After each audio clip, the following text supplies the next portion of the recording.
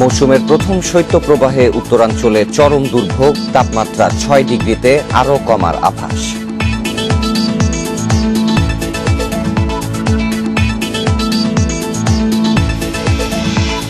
তিন কোটি করোনা টিকা দিতে হাসপাতালে বসবে বিশেষ ফ্রিজ, তৃণমূল স্তরে বন্টন কমিটি গঠন।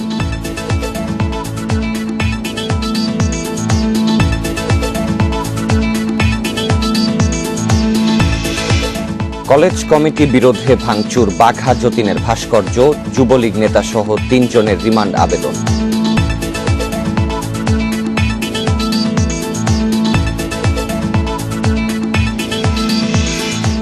অনলাইন প্রতারণার নতুন কৌশল, কুরিয়ার সার্ভিসে পণ্য সরবরাহের নামে কোটি টাকা লোপাট।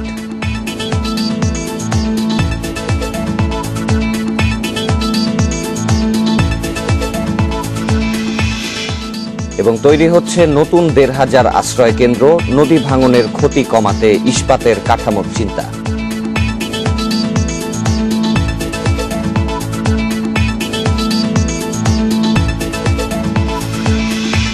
ইন্ডিপেন্ডেন্ট সংবাদে স্বাগত, সাথে আছি সাফাবিল ফরিদ। শুনছিলেন প্রধান শিরোনামগুলো, যাচ্ছি বিস্তারিত খবরে।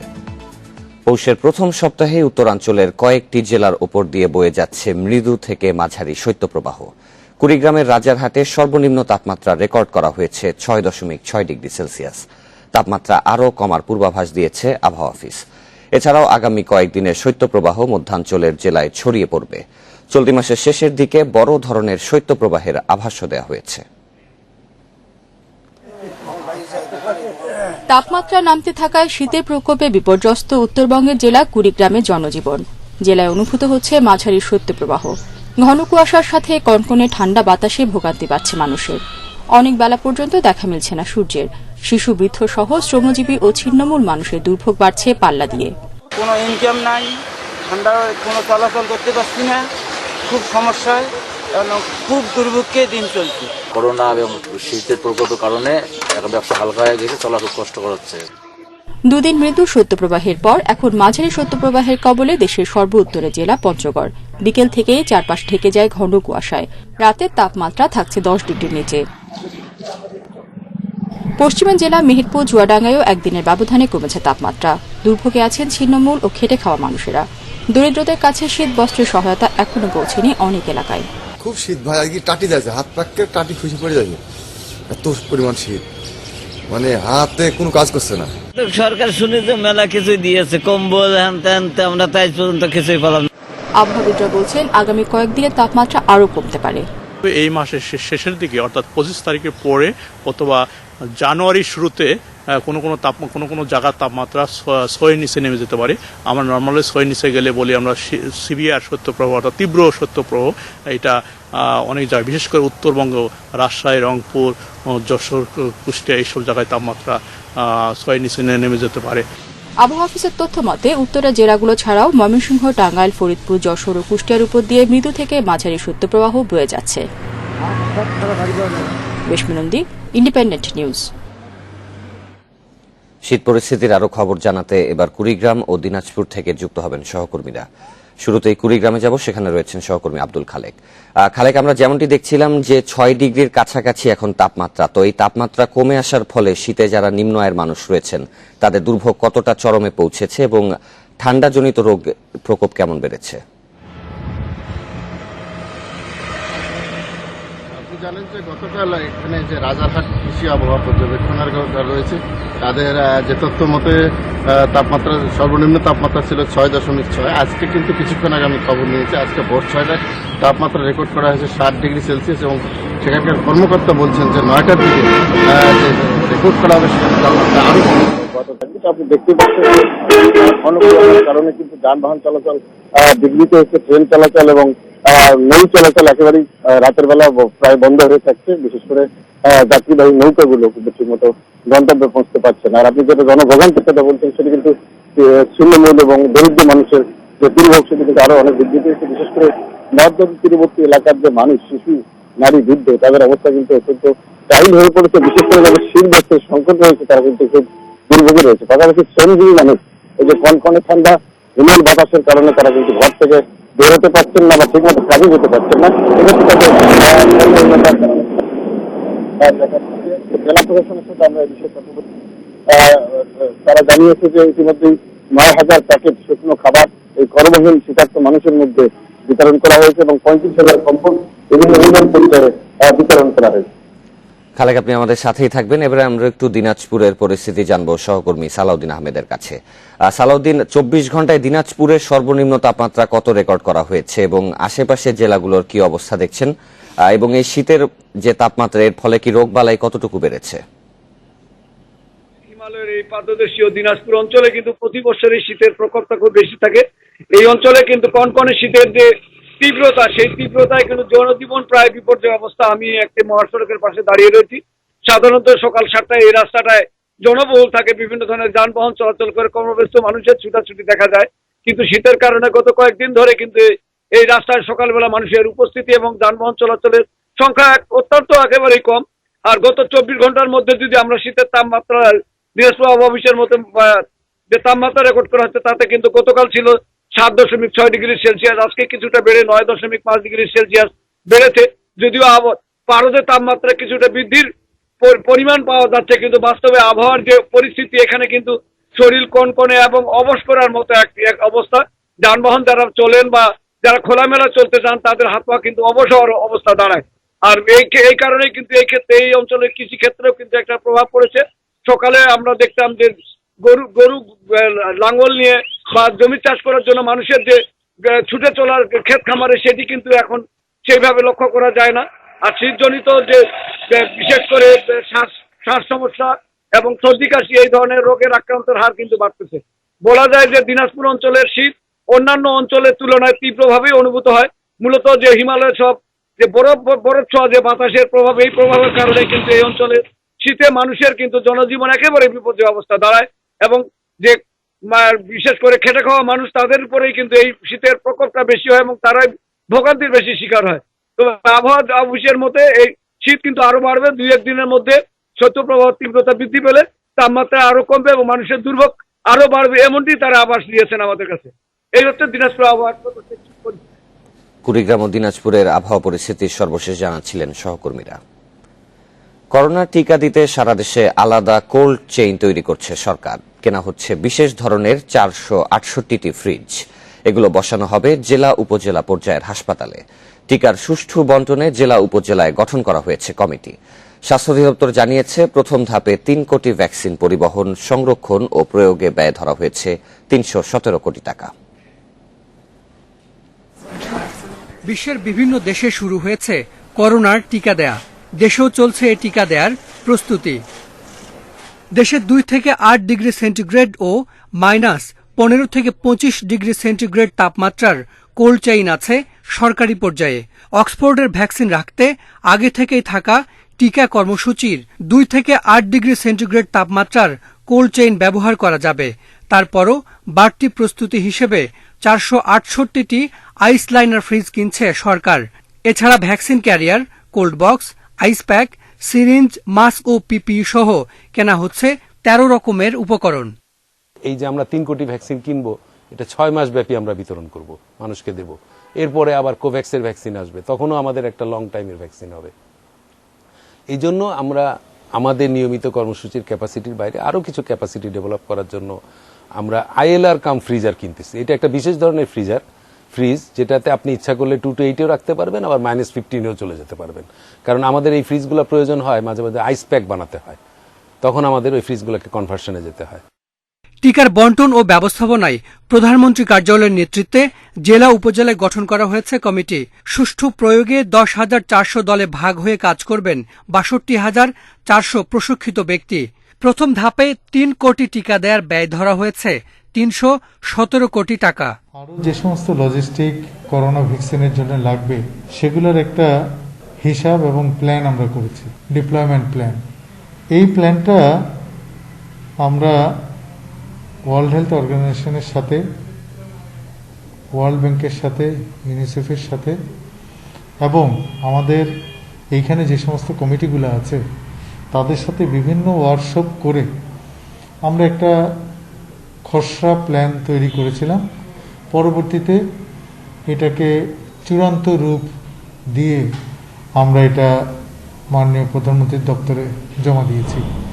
ভারতের সেরাম ইনস্টিটিউট থেকে অক্সফোর্ডের 50 লাখ টিকা পাবে বাংলাদেশ। এর পরের 5 মাসে আনা হবে বাকি 2.5 কোটি টিকা। Hasan Misbah, independent News, Dhaka. এদিকে দেশে মোট করোনা রোগী 5 লাখের কাছাকাছি পৌঁছেছে।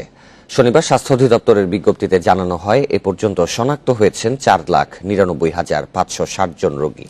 এর মধ্যে সুস্থ হয়েছেন 4,35,601 জন। এদিকে এই 24 ঘন্টায় দেশে করোনায় মারা গেছেন আরও 25 জন। এর মধ্যে পুরুষ 17 এবং নারী 8 জন। এ নিয়ে মোট প্রাণহানি হল 7,242 জনের। 160টি ল্যাবে 24 ঘন্টায় 12,300 নমুনা পরীক্ষায় করোনা শনাক্ত হয়েছে 1,267 জনের। পরীক্ষা বিবেচনায় শনাক্তের হার 10.30%। আজ সকাল পর্যন্ত আগের 24 ঘন্টায় সুস্থ হয়েছেন 1,987 জন।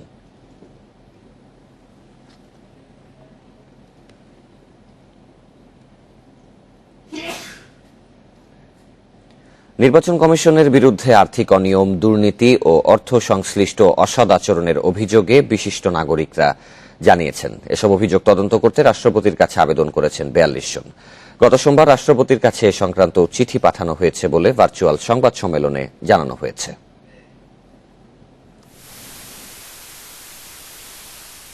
নির্বাচন কমিশনের বিরুদ্ধে সুনির্দিষ্ট 9টি অভিযোগ করেছেন বিশিষ্ট নাগরিকেরা। এর মধ্যে রয়েছে বিশেষ বক্তা হিসেবে 2 কোটি টাকা গ্রহণ, নিয়োগের নামে 4 কোটি 8 লাখ টাকার দুর্নীতি, নিয়ম বহির্ভূতভাবে 3টি করে গাড়ি ব্যবহার এবং ইভিএম কেনায় অনিয়ম। আর একাদশ জাতীয় সংসদ, ঢাকা উত্তর, ঢাকা দক্ষিণ, গাজীপুর, খুলনা, সিলেট, রাজশাহী ও বরিশাল সিটি কর্পোরেশন নির্বাচনে গুরুতর অসৎ আচরণ করেছে। আনুষ্ঠানিকভাবে একটা অভিযোগ এসছে এবং রাষ্ট্রপতি পর্যন্ত গিয়েছে এবং সারা জাতি জেনেছে। তো এখন এমন একটা পর্যায়ে এসছে যে আমি আশা করব তাদের শুভবুদ্ধির উদয় হবে। নির্বাচন কমিশনার স্বেচ্ছায় এখন সরে দাঁড়ানো দরকার তাদের এই অভিযোগের প্রেক্ষিতে। আর একই সাথে আমি মনে করি যে আমাদের নির্বাচন কমিশন এই বিজয়ের মাসে, আমি একটা যোগ দিয়ে বলবো যে তারা আমাদের মুক্তিযোদ্ধাদের রক্তের সাথে বিশ্বাসঘাতকতা করেছে। তাদের মন্তব্য, বর্তমান নির্বাচন কমিশন সংবিধান, মুক্তিযুদ্ধে শহীদদের রক্ত এবং বঙ্গবন্ধুর সঙ্গে বিশ্বাসঘাতকতা করেছে। তাই সংবিধান অনুযায়ী সুপ্রিম জুডিশিয়াল কাউন্সিল গঠনের মাধ্যমে ইসিকে অপসারণের দাবি জানান বিশিষ্টজনেরা। মহামান্য রাষ্ট্রপতি দেশের সর্বোচ্চ ব্যক্তি হিসেবে, দেশের আমাদের সবার অভিভাবক হিসেবে দেশের ভালোর জন্য, মঙ্গলের জন্য, গণতন্ত্র পুনঃপ্রতিষ্ঠা করার জন্য তিনি যেটা ভালো মনে করেন সেটা অবশ্যই করবেন এবং ওই জন্যই আমরা তার কাছে এই চিঠি দিয়েছি। এসব অভিযোগের প্রাথমিক অনুসন্ধান ও প্রমাণ বের করতে রাষ্ট্রীয় সংস্থাকে কাজে লাগানোর আবেদন জানান নাগরিকেরা। এরপর সুপ্রিম জুডিশিয়াল কাউন্সিলে পাঠানোর অনুরোধ করেন বিশিষ্টজনেরা। রেজওয়ানুল হক, ইন্ডিপেন্ডেন্ট নিউজ, ঢাকা। কুষ্টিয়ার কুমারখালীতে ব্যক্তিগত দ্বন্দ্বে ভাঙা হয়েছে বাঘা যতীনের ভাস্কর্য। কয়া মহাবিদ্যালয়ের পরিচালনা পরিষদে নির্বাচন নিয়ে বিরোধে প্রতিপক্ষকে বিপাকে ফেলতে এ কাজ করিয়েছেন ইউনিয়ন যুবলীগের সভাপতি আনিসুর রহমান।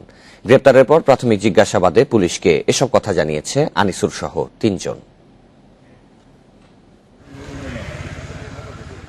ব্রিটিশ বিরোধী আন্দোলনের বিপ্লবী নেতা বাঘা যতীন, তার কয়া মহাবিদ্যালয়ের ভাস্কর্যটি ভাঙা হয় বৃহস্পতিবার রাতের কোনো এক সময়ে। শুক্রবার রাতে এই ঘটনায় অজ্ঞাত কয়েকজনকে আসামি করে থানায় মামলা করেন অধ্যক্ষ হারুনুর রশিদ। কলেজের নৈশপ্রহরী খলিলুর রহমানের দেয়া তথ্যে কয়া ইউনিয়ন যুবলীগ নেতা আনিসুরকে জিজ্ঞাসাবাদে পুলিশ জানতে পারে এই ভাঙচুরে জড়িত যুবলীগ কর্মী সবুজ ও হৃদয়। পরে তাদের সবাইকে গ্রেপ্তার দেখিয়ে 7 দিনের রিমান্ড আবেদন করেন তদন্ত কর্মকর্তা। কুষ্টিয়ার পুলিশ সুপার তানবীর আরাফাত জানান, কলেজ ব্যবস্থাপনা কমিটির নির্বাচনকে কেন্দ্র করে বিরোধের জেরে বর্তমান কর্তৃপক্ষকে ফাঁসাতে সহযোগীদের নিয়ে ভাস্কর্য ভাঙচুর করেন আনিসুর। এখন পর্যন্ত তদন্তে যেটা এসেছে সেটা এখন পর্যন্ত তদন্তে আমি বলছি যে তারা ম্যানেজিং কমিটি নিয়ে, কলেজের ম্যানেজিং কমিটি নিয়ে তাদের ভিতরে একটি দ্বন্দ্ব আছে। তো এটা আরো খতিয়ে দেখবো আর তাদেরকে রিমান্ডে আনা হবে, আরো তদন্ত করার প্রয়োজন আছে। তারপরে আমরা আসলে বলতে পারবো যে সঠিক কি কারণে এই ঘটনাটি ঘটেছে। এই ঘটনায় এলাকায় চাঞ্চল্য তৈরি হয়েছে, জড়িতদের শাস্তির দাবি জানিয়েছেন স্থানীয়রা। যারাই করুক, আমরা আমাদের গ্রামবাসীর পক্ষ থেকে বা এলাকাবাসীর পক্ষ থেকে আমরা এর তীব্র নিন্দা জানাই। এই ভাস্কর্য যারা ভাঙছে তাদেরকে দৃষ্টান্তমূলক শাস্তি দেওয়া হোক। এদিকে রাষ্ট্রবিরোধী কর্মকাণ্ডে জড়িত থাকায় আনিসুরকে সংগঠন থেকে বহিষ্কার করেছে কয়া ইউনিয়ন যুবলীগ। 5 সদস্যের একটা কমিটি করেছি, কমিটি করে আমরা তদন্ত চালাচ্ছি এবং এসপি সাহেবের কথার অনুপাতে যে সে স্বীকার করেছে এরকম কিছু কথা শোনার পরে আমরা তার বিরুদ্ধে একটা সাময়িক বরখাস্ত করেছি।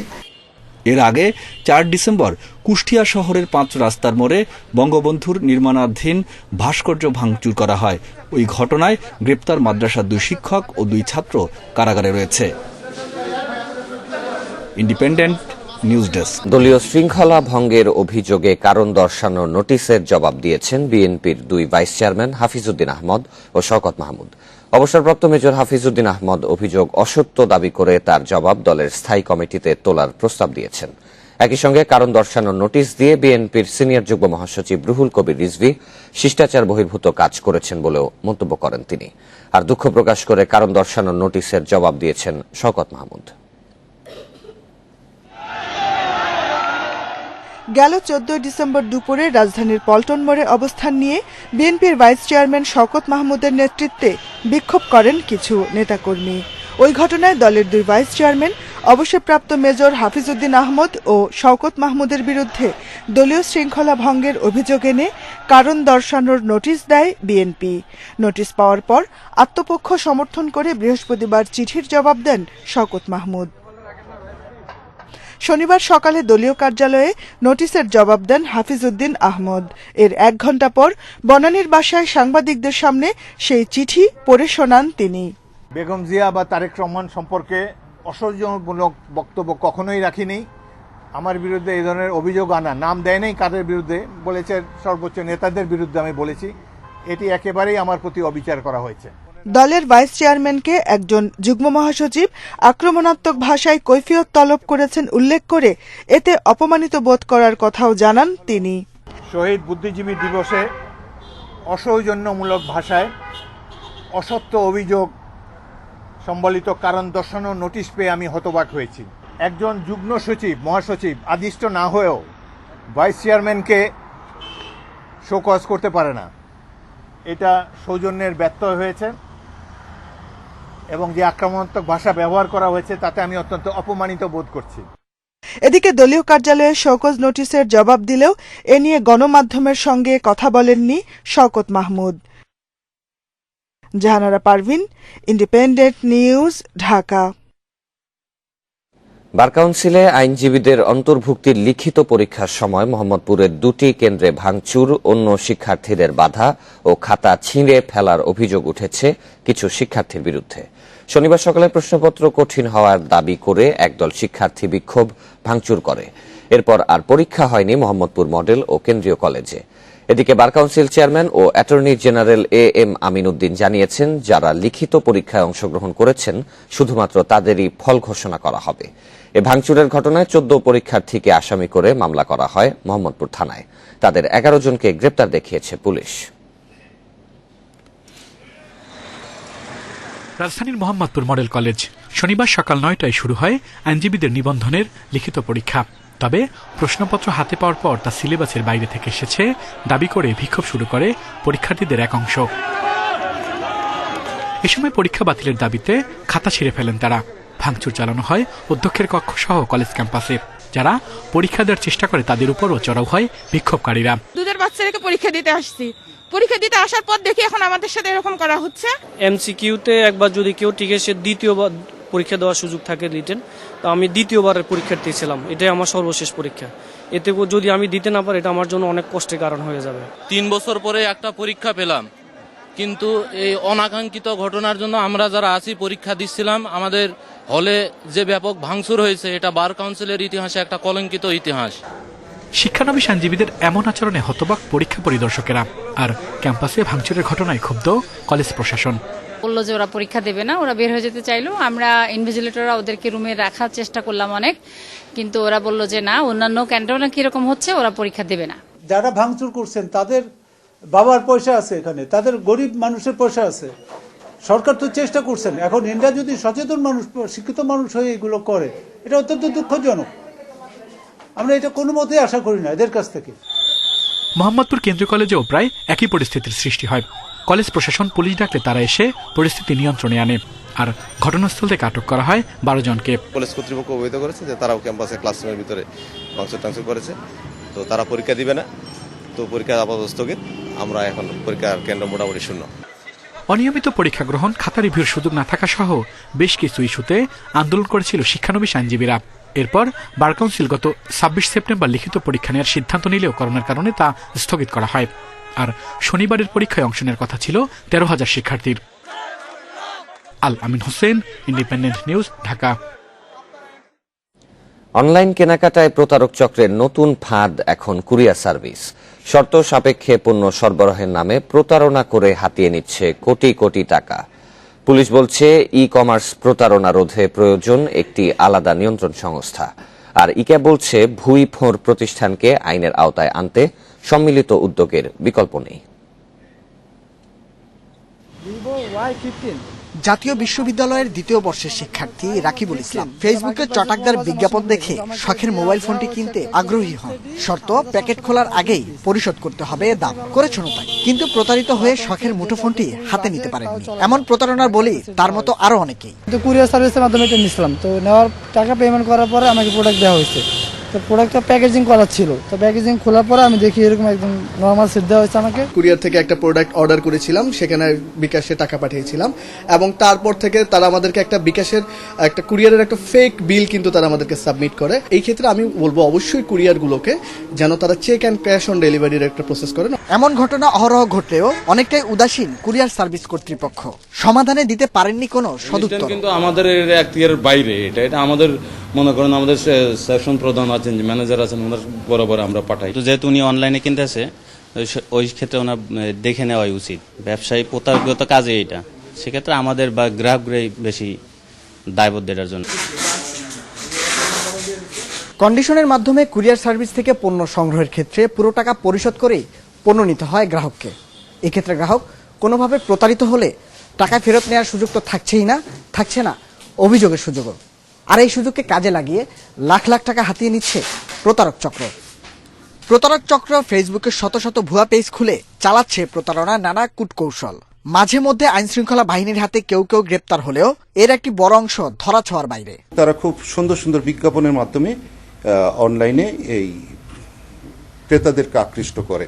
কন্ডিশনে আসলে তখন তারা এই মালামাল পরিবহন করে। আমরা সবগুলি নিয়েই খতিয়ে দেখব, তারপরে যার যা লায়াবিলিটিস সেটা আমরা তদন্তে উঠে আসবে। এই ধরনের প্রতারণা যদি আরো কোনো ধরনের সুযোগ হয়, মানে কেউ করে, তাহলে তাদের বিরুদ্ধে আমরা ব্যবস্থা নিব। ভোগান্তির কথা স্বীকারও করেছেন e commerce association of Bangladesh, e-CAB.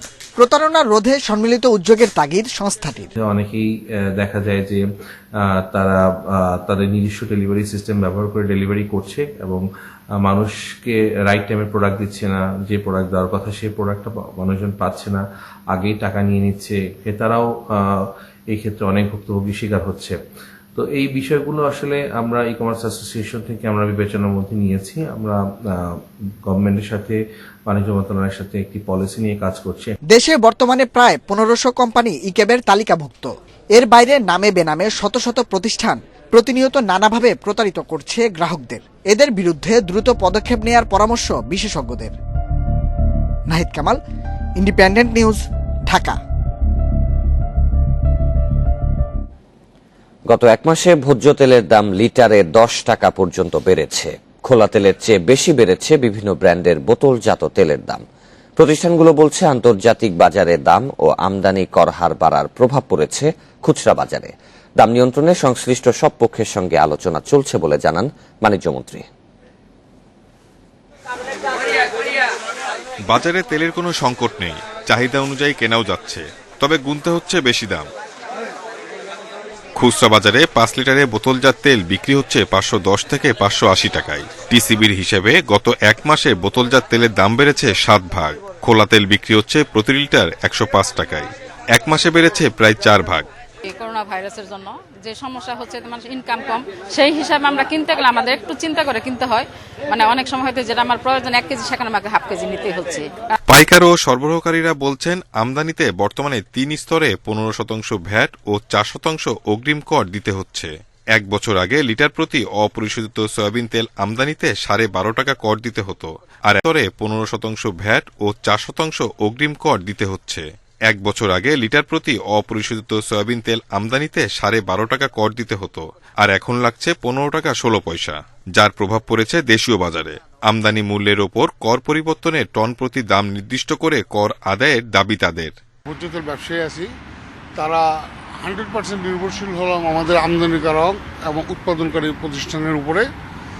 আর আপনার যারা আমদানিকারক এবং উৎপাদনকারী প্রতিষ্ঠান তারা নির্ভরশীল হলো বিশ্ববাজারের উপরে। বিশ্ববাজারে যদি আপনার ভোজ্য তেলের দাম না কমে তাহলে আপনার আমাদের দেশে কমার আপাতত সম্ভাবনা নেই। আন্তর্জাতিক বাজারে ক্রুড তেলের দাম বৃদ্ধির কারণে দেশীয় বাজারে ভোজ্য তেলের দাম বৃদ্ধি পেয়েছে। আর শুল্কের ব্যাপারে আগে আমরা এক স্তরে ভ্যাট দিতাম, কিন্তু গত 19-20 অর্থ বছর থেকে এক স্তরের পরিবর্তে 3 স্তরে ভ্যাট বিদ্যমান থাকার কারণেও এই মূল্যবৃদ্ধির অন্যতম কারণ। তেল আমদানিতে চলতি বছর ট্যারিফ মূল্য নির্ধারণ করে ভ্যাট আদায়ের প্রস্তাব দিয়েছিল বাণিজ্য মন্ত্রণালয়। এ নিয়ে রাজস্ব বোর্ডের সাথে আলোচনা চলছে বলে জানান বাণিজ্যমন্ত্রী। যারা ইম্পোর্ট কস্টটা বেড়ে যাওয়ার কারণে সে দামটা বেড়েছে, এটা টোটালি আমরা ফলো আপ করছি যে কি দামে তারা এলসি ওপেন করছে, কি দামে আনছে, গ্লোবাল মার্কেটে কি দাম আছে, সেইটার সাথে সামঞ্জস্য করে যেটুকু প্রফিট মিনিমাম করা দরকার সেটা নিয়ে আমাদের কথাবার্তা চলছে। এটা যদি এক্সট্রাঅর্ডিনারি বেশি করে থাকে উইল টেক কেয়ার। দেশে প্রতি বছর ভোজ্য তেলের চাহিদা রয়েছে প্রায় 20 লাখ টন, যার পুরোটাই আমদানি করতে হয়। Shahid Ahmed, independent News, Dhaka. রাজধানীর রায়ের বাজারে মাদক মামলার আসামি রাকিবকে গ্রেপ্তার করতে গেলে পুলিশকে লক্ষ্য করে গুলি করে ইব্রাহিম। এ ঘটনায় অস্ত্র, মাদক সহ 3টি মামলা হয়েছে। গ্রেপ্তার করা হয়েছে ইব্রাহিম সহ 4 জনকে। তবে এখনো ধরা ছোঁয়ার বাইরে রাকিব সহ 4 আসামি। অভিযোগ আছে রায়ের বাজার হাজারীবাগে মাদক ব্যবসা নিয়ন্ত্রণ করত ইব্রাহিম চৌধুরী ও মোহাম্মদ রাকিব। তাদের বিরুদ্ধে হত্যা সহ বেশ কয়েকটি মামলা রয়েছে। 17 ডিসেম্বর সকাল 9:38 সিসি ক্যামেরার ফুটেজে দেখা যাচ্ছে অস্ত্র হাতে পালিয়ে যাচ্ছে রায়ের বাজারের মাদক ব্যবসায়ী মোহাম্মদ রাকিব। সঙ্গে পালাচ্ছে তার আরো 3 সহযোগী। বৈশাখী রোডের চারতলা এই বাসা থেকেই বৃহস্পতিবার পালিয়ে যান রাকিব। তাকে আটক করতে গেলে সহযোগী ইব্রাহিম পুলিশের ওপর গুলি ছড়ে। গুলিবিদ্ধ হন এএসআই উজ্জ্বল হোসেন খান। পোলাফান বলে ছিল ওই ঘরে, হেরা দৌড়ি পলাই গেছে, ধরতে পারে নাই। আর একজন দেখছি আহত অবস্থায় দৌড়ি লই নিচে নামে। এত বড় একটা ঘটনা, আতঙ্ক তো অবশ্যই লাগে। আমরা তো প্রথম দিন ব্যবসা প্রতিষ্ঠান বন্ধ রাখছি। এরপর থেকেই সোহরাওয়ার্দী হাসপাতালে চিকিৎসাধীন উজ্জ্বল জানান ওই ফ্ল্যাটে 4 থেকে 5 জন অবস্থান করছিল। পুলিশ দেখে পালিয়ে যেতে গেলে ইব্রাহিমকে ধরে ফেলেন সে। এ সময় ইব্রাহিম গুলি করে পালিয়ে যাওয়ার চেষ্টা করে। পরে তার কাছ থেকে অস্ত্র ছিনিয়ে ইব্রাহিমকে গুলি করে আটক করেন। ও তো আমাকে অতর্কিত হামলা, কিছু বোঝা না ওঠার আগেও আমাকে পিস্তল ঠেকাইছে। এটা তো মারার উদ্দেশ্য অবশ্যই, সেখানে আল্লাহ সেভ করছে বা আমাদের সৎসাহস ছিল বিধায় আল্লাহ বাঁচাইছে। এ ঘটনায় অস্ত্র, মাদক সহ 3টি মামলা হয়েছে। গ্রেপ্তার করা হয়েছে বাড়ির মালিক মনিরুজ্জামান মোল্লা, মালিকের ছেলে এবং রাকিবের বন্ধু আসাদুজ্জামান ও সাইদুল ইসলাম। পুলিশ বলছে ইব্রাহিম রাকিব তালিকাভুক্ত মাদক ব্যবসায়ী। রায়ের বাজার হাজারীবাগ এলাকার ইয়াবা ব্যবসা নিয়ন্ত্রণ করত তারা। ওরপরে 3 জনে গ্রেপ্তার করেছি, তারা অলরেডি রিমান্ডে। তাদের কাছ থেকে আমরা বাকি তথ্য পাবো আরো কারা কারা ছিল। আর ও যখন একটু সুস্থ হয়ে উঠবে তখন তাকে আমরা রিমান্ডে এনে বাকিদের আসামিদের নাম বের করে প্রত্যেকে গ্রেপ্তার করা হবে। এ মামলায় এখনো পলাতক রাকিব সহ 4 জন। ধরতে অভিযান চলছে বলে জানাচ্ছে পুলিশ। Masudur Rahman, Independent News, Dhaka. জয়পুরহাটের পুরানা পৈল রেলগেটে ট্রেনের ধাক্কায় বাসের 12 যাত্রী নিহত হয়েছেন। আহত হয়েছেন আরও 3 জন। সকাল 7টার দিকে এই দুর্ঘটনা ঘটে। রেল ক্রসিংয়ে গেটম্যান না থাকায় এ দুর্ঘটনা বলছে পুলিশ। ঘটনার পর 7 ঘণ্টা বন্ধ ছিল উত্তরাঞ্চলের সঙ্গে সারা দেশের রেল যোগাযোগ। এদিকে এ ঘটনায় জেলা প্রশাসন ও রেলওয়ের পক্ষ থেকে 2টি আলাদা তদন্ত কমিটি গঠন করা হয়েছে।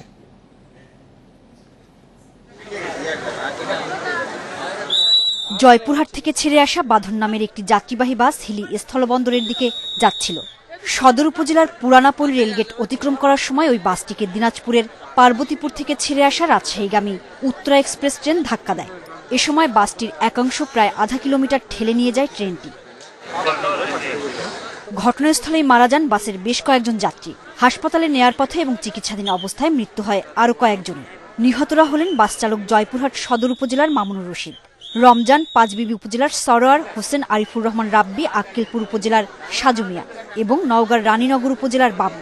আমি করিমনগরের রাস্তার মোড়ে যখন রেলগেটের পাশে মেন রোডে উঠি তখন এই ট্রেনটা ওই দিক থেকে আসতেছিল, উত্তর দিক থেকে, আর বাসটা আসতেছিল জয়পুরহাট টু হিলির দিকে যাচ্ছিল। বাস পার হচ্ছিল, এমন সময় ট্রেন হঠাৎ করে ঢুকে গেছে। তার মধ্যে বাড়ি দিয়ে একবারে সামনে পর্যন্ত 1/2 কিলোমিটার পর্যন্ত একবারে বাস চলে আসছে, আর 5 থেকে 7 জন ওখানে পড়ে গেছিল যাত্রী। 10 মিনিটের ব্যবধানে, মানে গেট বন্ধ না করার জন্য অ্যাক্সিডেন্ট। খবর পেয়ে ঘটনাস্থলে পৌঁছে উদ্ধার কাজ শুরু করে ফায়ার সার্ভিস ও আইন শৃঙ্খলা বাহিনী। গুরুত্বপূর্ণ এই রেল ক্রসিংয়ে গেটম্যান থাকাটা জরুরি ছিল বলছে পুলিশ। টোটাল 10 জনকে এখান থেকে তারা রেস্কিউ করে তারা মেডিকেলে সবাইকে নিয়ে যাওয়া হয়েছে। এই পর্যন্ত হলো আজকের রেস্কিউ কাজের খবর। এখন আমরা সার্চ করে দেখছি কোনো ভিকটিম আটকা পড়া নেই। জেলা পুলিশ তাৎক্ষণিকভাবে এখানে এসে তারা উদ্ধার কাজ পরিচালনা করে এবং আমাদের যে লোকাল ফাঁড়ি আছে জয়পুরহাট, ওরাও আসে। আমি এসে পৌঁছেছি। এখন এখানে দেখা যাচ্ছে যে আমার কাছে যেটা মনে হয়েছে যে এখানে গেটম্যান ছিল, গেটে কোনো গেট ব্যারিয়ার ফেলা ছিল না, যার জন্য আমার কাছে মনে হয়েছে ঘটনাটা ঘটছে। দুর্ঘটনার সময় বাসটিতে থাকা বেশিরভাগ যাত্রী দিনমজুর ছিলেন। Independent news desk. ব্লাস্ট রোগ প্রতিরোধে সক্ষম গম চাষ করা হয়েছে মেহেরপুরে। তাই এবার এই রোগে ফসল নষ্ট হবে না বলে আশা করছেন কৃষকেরা। তাদের প্রয়োজনীয় সহযোগিতা দিয়েছে কৃষি বিভাগ। প্রণোদনা হিসেবে দেয়া হয়েছে বীজ, সার ও সেচের খরচ। উন্নত বীজ হওয়ায় জমিতে ভালো ফলনের আশা করছেন চাষিরা। প্রতি বছরই ব্লাস্ট রোগের কারণে প্রায় সব জেলাতেই লোকসানে পড়েন গম চাষিরা। কীটনাশক ব্যবহার করলেও বেশিরভাগ সময়ই তেমন উপকার পাওয়া যায় না। তাই এবার মেহেরপুরের চাষিরা বাংলাদেশ কৃষি গবেষণা ইনস্টিটিউটের উদ্ভাবন করা ব্লাস্ট প্রতিরোধী বাড়ি 33 ও উচ্চ ফলনশীল জাত বাড়ি 30, 32 ও 28 জাতের গম চাষ করেছেন। মেহেরপুরে 2016 সালে ব্লাস্ট রোগ শনাক্ত হয়। ওই সময় থেকে টানা কয়েক বছর গম খেতে এই রোগের আক্রমণে ব্যাপক ক্ষতির মুখে পড়েন কৃষকরা। তাই ব্লাস্ট প্রতিরোধী জাতের গম চাষে ঝুঁকছেন তারা। চলতি মৌসুমে এই বীজের ফলনও ভালো হয়েছে। আবহাওয়া যদি ভালো হয় 20 মণ 22 মণ হবে। হ্যাঁ, গমের দামও ভালো, ফলনও ভালো। জমিতে সার পানি যখন যা ট্রিটমেন্ট নেওয়ার দরকার নিয়েছে ঠিক মতো। এবার আল্লাহ যদি ভালো করে, এবার গমের অবস্থা খুব ভালো আছে। কৃষি সম্প্রসারণ অধিদপ্তর বলছে এই জাতের গমে ফলন বেশি। মেহেরপুরে এরই মধ্যে চাষ হয়েছে 10,000 হেক্টরের বেশি জমিতে, যা গত মৌসুমের চেয়ে 2,000 হেক্টর কম হলেও মান ভালো হওয়ায় ফলন ও দাম বেশি পাবেন বলে আশা কৃষকদের। বাড়িগম 33 একটা উন্নত মানের জাত এবং ব্লাস্ট রোগ প্রতিরোধী, এবং এর ফলে আশা করা যাচ্ছে এবার ব্লাস্ট তেমন একটা দেখা যাবে না, যেহেতু প্রতিরোধী। এর ফলে কৃষকরা মার খাবে না এবং তারা যথেষ্ট লাভবান হবে। এই মৌসুমে কৃষি সম্প্রসারণ অধিদপ্তরের তালিকায় থাকা কৃষকরা এই বীজ পেয়েছেন, তবে পর্যায়ক্রমে এর আওতা বাড়ানো হবে। Independent news desk. দেশের পাশাপাশি বিদেশেও চাহিদা বাড়ছে বগুড়ার আদমদিঘির প্লাস্টিকের মাদুরের। দক্ষিণ পূর্ব এশিয়ার কয়েকটি দেশের পর এখন আফ্রিকার বিভিন্ন দেশ থেকেও আসছে রপ্তানি আদেশ। বাজারজাতে সহায়তা ও দক্ষ শ্রমিকের সংকট মেটানোর উদ্যোগ নেওয়া হলে রপ্তানি আরও বাড়ানো সম্ভব বলে মত উদ্যোক্তার। বগুড়ার আদমদিঘি উপজেলার ছাতনি গ্রামের নাহিদ সুলতানা তৃপ্তি 25 বছর আগেও মাত্র 600 টাকা বেতনে এনজিওতে কাজ করতেন। এরপর 15,000 টাকা পুঁজি নিয়ে শুরু করেন পোল্ট্রি ব্যবসা। 3 বছর আগে প্লাস্টিকের মাদুর তৈরির ব্যবসা শুরু করেন তিনি। এরপর আর পেছনে ফিরে তাকাতে হয়নি তাকে। এখন মাসে 1,20,000 মাদুর তৈরি হয় তার কারখানায়। দেশের বাজারের পাশাপাশি প্লাস্টিক মাদুরের চাহিদা রয়েছে বিদেশেও। মিয়ানমার ও থাইল্যান্ডের পর রপ্তানির অনুরোধ আসছে দক্ষিণ আফ্রিকা এবং সোমালিয়া সহ 7 দেশ থেকে। যেখানে আমার দেশের চাহিদা আমি মেটাতে পারছি না, আর সেখানে তো বিদেশে এক্সপোর্ট করার কোনো এখন সেই সুযোগটা পাইনি বা হচ্ছে না। এই ফ্যাক্টরি বাড়াতে হবে, ওয়ার্কার বাড়াতে হবে, বা বিভিন্ন সুযোগ সুবিধা সরকারের কাছ থেকে আমরা চেয়ে থাকছি। আমি যদি সরকারের কাছ থেকে কোনো সহযোগিতা পেয়ে থাকি তাহলে হয়তো ওইটা করা সম্ভব। ভবিষ্যতে আমার ইচ্ছা আছে যে বাইরে এক্সপোর্ট করার। তবে দক্ষ শ্রমিক সংকট সহ নানা কারণে চাহিদা অনুযায়ী উৎপাদন ক্ষমতা বাড়াতে পারছেন না তৃপ্তি। বর্তমানে তার কারখানায় কাজ করছেন নারী পুরুষ সহ 150 কর্মী। আমার বাবা মা, আমার দুটো সন্তান, আমার নিজের সংসার আছে, একটা সংসারটা সচ্ছলভাবে চালাতে পারি। অন্য কাজ করলে ঝড় বৃষ্টি হলে সেদিন মার যায়, কাজ নষ্ট, বাসায় বসে থাকা লাগে। আর এখানে ঝড় বৃষ্টি, রোদ বৃষ্টি যা হয় হোক, তারপরেও কাজ চলে, বুঝছেন। বগুড়ায় তৈরি প্লাস্টিক মাদুর রপ্তানিতে সহযোগিতা করার উদ্যোগ নেয়ার কথা জানিয়েছে জেলা প্রশাসক। গর্বের বিষয় এবং অনুপ্রাণিত হওয়ার মতো বিষয়। প্রকৃতপক্ষে সরকারের পক্ষ থেকে যে ধরনের সুযোগ সুবিধা দেওয়ার স্কোপ রয়েছে, তারপর তার যদি এক্সপোর্টের জন্য কোনো ধরনের হেল্প প্রয়োজন হয় ইপিবির সাথে যোগাযোগের সাথে, সেই বিষয়টুকু দাপ্তরিকভাবে এবং সরকারিভাবে করার জন্য আমি সচেষ্ট থাকব। নাহিদ সুলতানা তৃপ্তির কারখানায় বছরে লেনদেন হয় প্রায় 25 কোটি টাকা। ব্যবসায় সফল হয় 2009 সালে তাকে নারী উদ্যোক্তা হিসেবে পুরস্কৃত করেন প্রধানমন্ত্রী শেখ হাসিনা। Hasibur Rahman, Independent News, Adamdighi, Bogura. দুর্যোগকালের জন্য নতুন 1,500 আশ্রয় কেন্দ্র তৈরির উদ্যোগ নিয়েছে সরকার। এই মুহূর্তে দেশে 10,000 আশ্রয় কেন্দ্রের প্রয়োজন হলেও আছে মাত্র 4,291টি। দুর্যোগ ব্যবস্থাপনা ও ত্রাণ প্রতিমন্ত্রী জানিয়েছেন, নদী ভাঙনের ক্ষতি কমাতে নতুন আশ্রয় কেন্দ্রগুলো ইস্পাতের কাঠামোতে নির্মাণের পরিকল্পনা হচ্ছে। প্রতি বছর ঝড়, বন্যা, জলোচ্ছ্বাস সহ নানা দুর্যোগের কবলে পড়ে দেশ। এ সময় দুর্যোগ এলাকার বাসিন্দাদের ঠাঁই নিতে হয় বন্যা সাইক্লোন শেল্টার সহ বিভিন্ন আশ্রয় কেন্দ্রে, কিন্তু চাহিদার অনুপাতে তা পর্যাপ্ত নয়। 2018 সাল পর্যন্ত দেশে আশ্রয়কেন্দ্র ছিল 4,071টি। 2019 থেকে 2020 সালের মধ্যে নির্মাণ করা হয় আরও 220টি। কিন্তু দুর্যোগ ব্যবস্থাপনা ও ত্রাণ মন্ত্রণালয়ের হিসাবে শুধু উপকূলীয় এলাকার জন্যই প্রয়োজন অন্তত 10,000 আশ্রয়কেন্দ্র। তাই নতুন 1,550টি আশ্রয়কেন্দ্র নির্মাণের উদ্যোগ নিয়েছে সরকার। এর মধ্যে মুজিব কেল্লা নামে হচ্ছে 550টি বিশেষ কেন্দ্র। 5 একর আয়তনের এসব কেল্লার প্রতিটিতে 1200 মানুষের পাশাপাশি গৃহপালিত পশু পাখি রাখার ব্যবস্থাও থাকবে। রাখা হবে গোচরণ ভূমিও। আমাদের প্রায় 10,000 উপরে সাইক্লোন শেল্টার করতে হবে উপকূলীয় এলাকার জন্য, কারণ উপকূলীয় এলাকার জনসংখ্যা বাড়ছে, দুর্যোগের পরিমাণটাও বৃদ্ধি পাচ্ছে, আর মানুষের এখন রুচি বেড়েছে, মানুষ এখন স্বাস্থ্যসম্মত পরিবেশে থাকতে চায়। এদিকে চলতি বছর বন্যায় বিভিন্ন এলাকায় আশ্রয়কেন্দ্র পানিতে বিলীন হওয়ায় ভবিষ্যতে ইটের পিলারের পরিবর্তে স্টিলের কাঠামোর ওপর নতুন কেন্দ্রগুলো নির্মাণের পরিকল্পনা করা হয়েছে।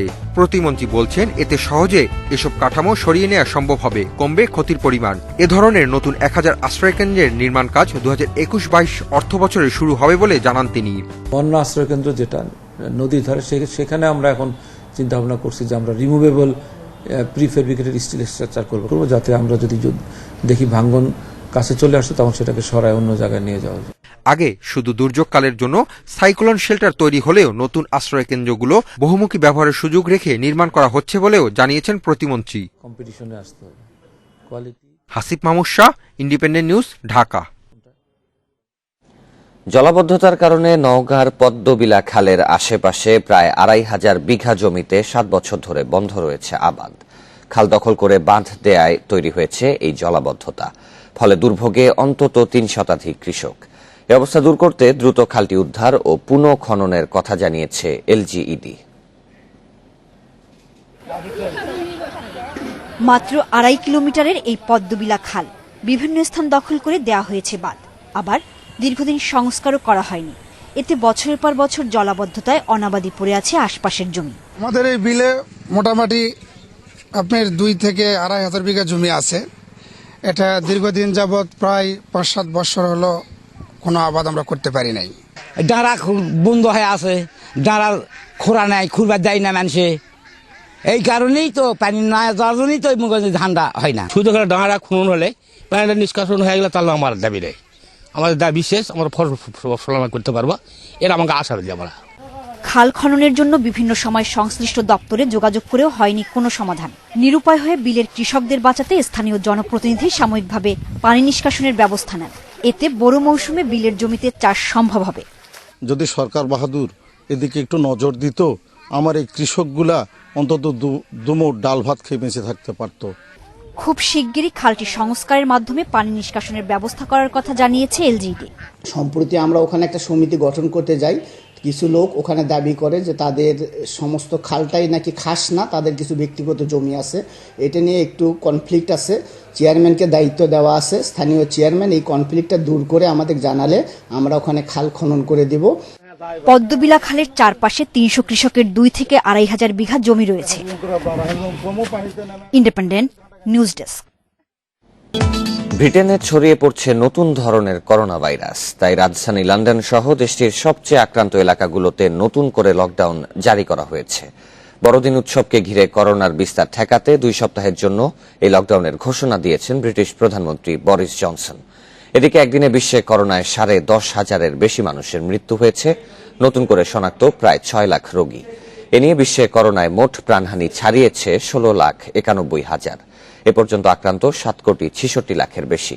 যুক্তরাষ্ট্রে একদিনে করোনায় সবচেয়ে বেশি ২৫০০ মানুষের মৃত্যু হয়েছে, নতুন করে শনাক্ত ১,৮৯,০০০-এর বেশি।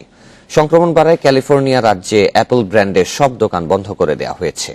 এদিকে ভ্যাকসিন নেয়ার পরও মাস্ক পরা অব্যাহত রাখার আহ্বান জানিয়েছেন ছোঁয়াচে রোগ বিশেষজ্ঞ ড অ্যান্থনি ফাউচি।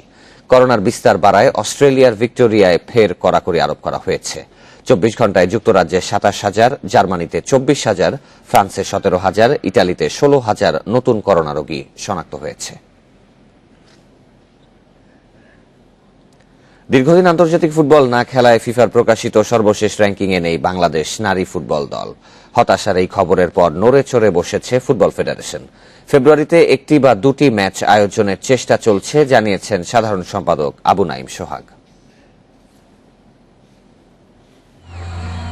আন্তর্জাতিক অঙ্গনে বাংলাদেশ নারী ফুটবল দলের পথ চলা ১ দশকের এই সময় জাতীয় দল আর বয়সভিত্তিক নানা টুর্নামেন্টে তাদের সাফল্য পুরো দেশকেই গর্বিত করেছে। ফিফার বয়সভিত্তিক বিশ্বকাপে খেলার স্বপ্নও দেখিয়েছিলেন কৃষ্ণা সাবিনারা। বিভিন্ন সময় প্রধানমন্ত্রী শেখ হাসিনার শুভেচ্ছাও পেয়েছেন। নারী ফুটবলকে বাড়তি গুরুত্ব দিয়েছিল বাফুফে, কিন্তু সেই বাফুফের অদূরদর্শিতায় এবার হতাশার খবর। ফিফার প্রকাশিত সবশেষ র্যাঙ্কিংয়ে নেই বাংলাদেশের নাম। তালিকায় ভারত, নেপাল, শ্রীলঙ্কা এমনকি মালদ্বীপ থাকলেও ১৪২টি দেশের মধ্যে জায়গা হয়নি বাংলাদেশের। এর আগে ১৪ আগস্ট প্রকাশিত র্যাঙ্কিংয়ে বাংলাদেশের অবস্থান ছিল ১৩৪ নম্বরে। বছর তিনেক আগে র্যাঙ্কিংয়ের ১০০-র মধ্যে জায়গা করে নিয়েছিল বাংলাদেশ। র্যাঙ্কিংয়ে না থাকার বিষয়টি করোনা পরিস্থিতির কারণেই হয়েছে বলছে বাফুফে। নারী ফুটবল দল সর্বশেষ খেলেছিল ২০১৯ সালের ২০ মার্চ। প্রায় ১.৫ বছরেরও একটু বেশি সময় আমাদের বাংলাদেশ মহিলা জাতীয় ফুটবল দল আন্তর্জাতিক কোনো খেলাধুলার মধ্যে নেই। একটা মালদ্বীপে গিয়ে একটা ম্যাচ খেলবো, আমরা সংযুক্ত আরব আমিরাতে গিয়ে একটা ম্যাচ খেলবো, সেই পরিকল্পনা কিন্তু আমরা বাস্তবায়ন করতে পারিনি লকডাউন এবং অন্যান্য বিভিন্ন বিষয়ে। দ্রুত র্যাঙ্কিংয়ে ফিরতে টনক নড়েছে বাফুফের। ফেব্রুয়ারিতেই ম্যাচ খেলার পরিকল্পনা চলছে, তবে আলাদা উইমেন্স উইং থাকার পরও কেন আরও আগে থেকেই তৎপরতা ছিল না, সেই উত্তর নেই বাফুফের কাছে।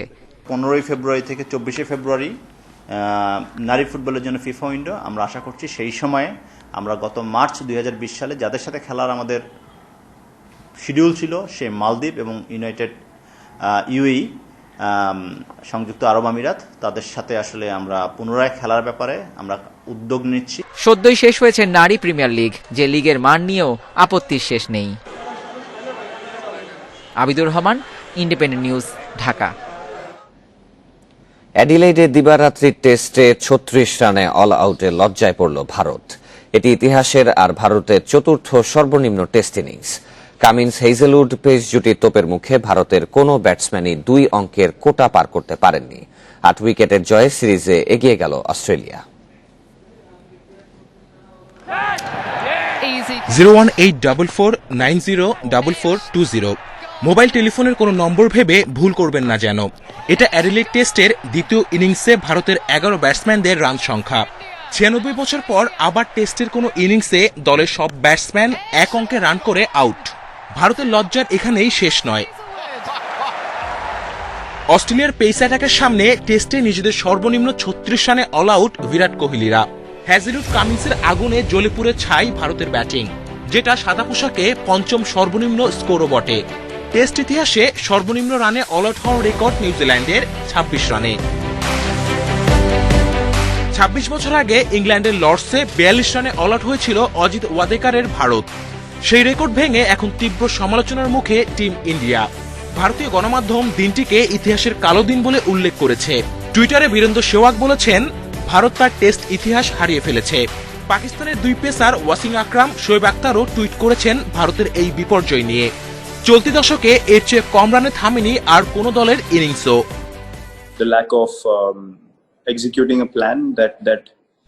দিনটা আমাদের জন্য খারাপ ছিল, কিন্তু এখান থেকে অনেক কিছু শেখার আছে। 9 উইকেট হাতে রেখেও তৃতীয় দিন আমরা প্ল্যানিং অনুযায়ী খেলতে পারিনি। তবে এটা মানসিক চাপ নেওয়ার কিছু নেই। প্রথম টেস্টে যা হবার হয়ে গেছে, পরের ম্যাচগুলোতে আমাদের প্ল্যানিংগুলো বাস্তবায়ন করতে হবে।